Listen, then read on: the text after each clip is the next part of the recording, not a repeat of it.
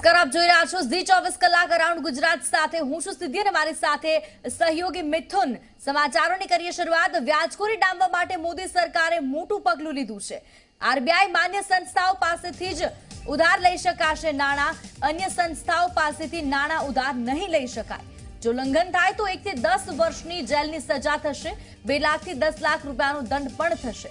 સોમવારે આ અંગેના વટહુકમ રાષ્ટ્રપતિને અપાઈ શકે તો મંજૂરી। અત્યાર સુધી દેશમાં ચીટ ફંડમાં જનતાના 1.5 લાખ કરોડથી વધુ નાણાં ફસાશે। આનો સરળ અર્થ એ પણ થાય કે કોઈ પણ વ્યક્તિ કે કંપની બીજી કોઈ વ્યક્તિ કે કંપની પાસેથી લોન આપી શકશે નહીં કે લઈ શકશે નહીં। અગર કોઈ સગા સંબંધી આપસમાં પૈસાની લેવડ દેવડ કરી શકશે, પરંતુ તેમાં વ્યાજ વસૂલવાની વાત આવશે તો તે ગુનો બની જશે। આપનાર અને લેનાર ઉપર કાયદાની ચાબુક ચાલશે। ચાર્ટર્ડ એકાઉન્ટન્ટ એસોસિએશને આની ગંભીર નોંધ લીધી છે અને નાણામંત્રીને મળવાનો સમય પણ માંગ્યો છે। હજુ તેમની પાસે આ પ્રકારની પૂરતી માહિતી નથી। આપને જાણીએ છીએ કે વ્યાજખોરોના ત્રાસથી અનેક લોકો આત્મહત્યા કરે છે, કારણ કે વ્યાજખોરો જે રૂપિયા આપે છે તેના કરતા તગડું વ્યાજ તેઓ ઉઘરાવે છે। ઉપરાંત દેશભરમાં ચીટફંડ બિલાડીના ટોપની જેમ ફૂલ્યા ફાલ્યા છે, તેને ડામવા માટે આ મહત્વપૂર્ણ પગલું છે। મારા સંવાદદાતા કેતન જોશી અમારી સાથે જોડાઈ ચૂક્યા છે। કેતન, આરબીઆઈ માન્ય સંસ્થાઓ પાસેથી જ હવે નાણાં ઉધાર લઈ શકાશે। આ નિર્ણયની સામાન્ય લોકો પર કેટલી અસર પડશે? જો બહુ મોટી અસર પડશે, કારણ કે મોદી સરકારનો જે વ્યાજખોરો અને ચીટફંડ કંપનીઓ છે એની ઉપર એક મોટી સર્જિકલ સ્ટ્રાઇક કરી આપી છે અને સોમવારે જ્યારે રાષ્ટ્રપતિ આના ઉપર સહી કરશે ત્યારે એક કાયદાનું રૂપ ધારણ કરી લેશે અને આથી જ મોદી સરકારે આને વટહુકમના રૂપમાં લઈ આવી છે, જેથી કરીને એક કાયદો બનાવવામાં સરળતા રહે।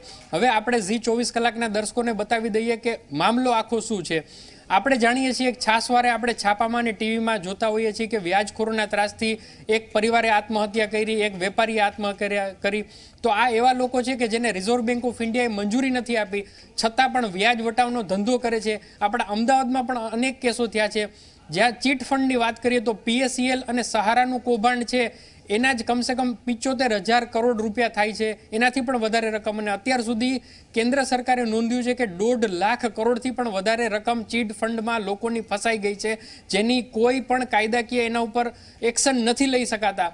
આથી જ હવે સરકારે એક નિર્ણય કર્યો છે કે આવા લોકોને ડામવા માટે જે લોકો સીધો લોહીનો સંબંધ ધરાવતા હશે એ લોકો પરિવારમાં એકબીજાને પૈસા આપી શકશે, પરંતુ વ્યાજના નામે જો પૈસા આપે તો એ વ્યક્તિ હોય, કંપની હોય અને લેનાર અને આપનાર બંનેને 10 લાખ સુધીનો દંડ અને 10 વર્ષ સુધીની જેલની પણ જોગવાઈ આ નવા વટહુકમમાં કરવામાં આવી છે અને બહુ મોટો એક સર્જિકલ સ્ટ્રાઇક છે એવા લોકો ઉપર કે જે વ્યાજખોરી કરે છે અને લોકોને મરવા માટે મજબૂર કરે છે। તો આપણે કહી શકાય કે મોદી સરકારનો બહુ મોટો આ નિર્ણય છે અને સોમવારે વિધિવત રૂપે કાયદાનું પણ એને એક સ્થાન મળશે। એટલે વ્યાજખોરી અને ચીટ ફંડ સામે બહુ મોટું એક્શન છે સરકારનું, એવું કહી શકાય। જી કેતન, જે રીતે વ્યાજખોરો પાસેથી જે લોકો પૈસા લેતા હોય છે, શું તે જે પૈસા લેનાર છે તે પણ આ નિયમ બાદ હવે ગુનેગારો ગણાશે? બિલકુલ, કારણ કે આપણો કાયદો એટલું તો ચોક્કસપણે કહે છે કે જે વ્યક્તિ માન્ય નથી, એટલા માટે જ રિઝર્વ બેંક ઓફ ઇન્ડિયાને એક સ્વાયત્ત આર્થિક સંસ્થા ગણવામાં આવે છે કે એમના દ્વારા માન્ય હોય એવી બેંક અથવા તો નોન ફાઇનાન્સ ઇન્સ્ટિટ્યૂટ પાસેથી જ તમે પૈસા લઈ શકો, અન્યથા એ ગુનો બને છે આપનાર અને લેનાર બંને માટે। તો એમના માટે પણ સજાની એક જોગવાઈ છે અને ખાસ કરીને આપણે બધા જ જાણીએ છીએ કે કોઈ વ્યાજખોર પાસેથી 1 લાખ રૂપિયા લે છે તો એની વસૂલી 3 લાખ સુધી 4 લાખ સુધી કરતો હોય છે અને આખરે ચાહે નાનો માણસ હોય કે નાનો વેપારી હોય તો એને આત્મહત્યા કરવાના કિસ્સાઓ મહિનામાં અનેક બનતા હોય છે। આ તો આપણા રાજ્યની વાત થઈ, પરંતુ આખા દેશમાં આ વિષચક્ર ફેલાયેલું છે, એને ધ્યાનમાં રાખીને અને ખાસ કરીને વર્તમાન સરકાર છે, આપ સૌ બધા જાણીએ છીએ કે ચીટ ફંડનો મામલો બહુ મોટો છે। જે શારદા ચીટ ફંડ છે અત્યારે બહુ પોલિટિકલ માઇલેજ પણ એને મળી ચૂક્યું છે, તો ત્યાં પણ બહુ મોટી રકમ ફસાઈ ગઈ છે। તો આખા દેશ માટે આશીર્વાદ રૂપ રહેશે, ખાસ કરીને નાના માણસ છે તેના માટે। જી આભાર કેતન, માહિતી આપવા બદલ। તો જે રીતે આ નિયમ બનાવવામાં આવ્યું છે ને તે નિયમથી વ્યાજખોરોના ત્રાસથી લોકો હવે બચી શકશે। તો ICAIના પૂર્વ પ્રમુખ સુનિલ તલાટી અમારી સાથે જોડાઈ ગયા છે। સુનિલભાઈ, જે રીતે હવે આ નવો નિયમ બનવા જઈ રહ્યો છે કે આરબીઆઈ સંચાલિત જે સંસ્થાઓ હોય તેમની પાસેથી જ વ્યાજે પૈસા લઈ શકાશે, વ્યાજખોરો પર લગામ લગાવવા માટે આ નિયમ બનાવવામાં આવ્યો છે, શું કહેવું છે આપનું? સૌથી પહેલા તો એક આપણે આ વસ્તુ સમજી લેવાની કે આ એક વટહુકમ કરેલો છે જી અને એ કાયદો બની ગયો જ્યારથી વટહુકમ અસ્તિત્વમાં આવ્યો ત્યારથી, જી એટલે તાત્કાલિક અસરથી એ લાગુ પડી ગયું છે. જી. પરંતુ સૌથી વધુ સમજવાની વસ્તુ એ છે, અને આપણા ઝી ટીવી દ્વારા અને માધ્યમ દ્વારા હું તમામ નાના મોટા વેપારીઓને ખાસ રાહત આપવાનું જણાવવા માંગુ છું કે એમનાથી પેનિક થવાનું, ચિંતા કરવાનું કારણ નથી.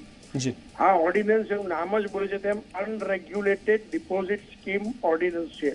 જી એટલે કે એવી વ્યક્તિ, સંસ્થા, ભાગીદારી પેઢી, LLP, AOP, BOI, જી partnership firm, private limited company કે પબ્લિક કંપની જી ફક્ત ડિપોઝિટો લેવાનું કામ કરે, જી ડિપોઝિટ લઈને વ્યાજે આપે, જી ને એના પર કોઈ અંકુશ નહોતો, કોઈ નિયંત્રણ નહોતું, એનો કોઈ કાયદો નહોતો. અને આપણે સૌથી અત્યારે લાઈવ એક્ઝામ્પલ જોઈએ તો સહારાનો જે 55,000 કરોડ રૂપિયા સુધીનું સુપ્રીમ કોર્ટે બી એમને 40,000 કરોડ ભરવાના કહ્યા. જી અને ત્યાર પછી અત્યારે કલકત્તામાં જે શારદા ચીટ ફંડ ચાલી રહ્યું છે, તો આ બધા લોકો, લાખો લોકો પાસેથી 1,000, 5,000, 10,000, 50,000 એવી નાની મોટી એમાઉન્ટો લે જી અને પછી એમને વ્યાજ આપે ના આપે, ઓછું આપે, પૈસા પાછા ના આપે, તો એમની પાસે કોઈ સાધન નહોતું. જી અને કોર્ટમાં જાય તો ડિપોઝિટ કરતા ખર્ચો વધારે થાય. જી એટલે આવી અનરેગ્યુલેટેડ જે ડિપોઝિટ સ્કીમો હતી એને નિયંત્રણમાં લાવવા, એને રેગ્યુલેટ કરવા માટે આ કાયદો છે.